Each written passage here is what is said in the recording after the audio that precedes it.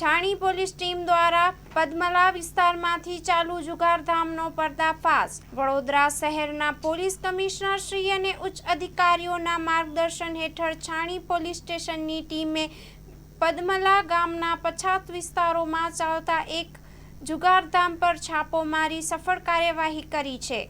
Patrolling દરમિયાન મળેલી ગુપ્ત બાતમીના આધારે પોલીસે પદ્મલા ગામથી નાથા તલાવડી તરફ જતા રસ્તા ઉપર આવેલા મકાનના પાછળના ભાગે ખુલ્લી જગ્યામાં પત્તા પાના વડે પૈસાની હાર જીતનો શ્રાવણી જુગાર રમતા 3 ઇસમોને ઝડપી પાડ્યા છે।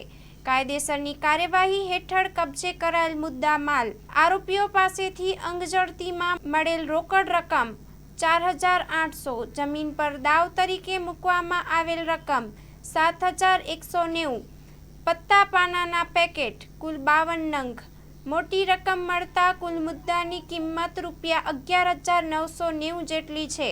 આ સમગ્ર કાર્યવાહીમાં છાણી પોલીસ સ્ટેશનના અધિકારીઓ અને સ્ટાફે સરાહનીય કામગીરી કરી છે। પોલીસે આ આરોપીઓ વિરુદ્ધ જુગાર વિરોધી કાયદાની કાયદેસર કાર્યવાહી કરી છે।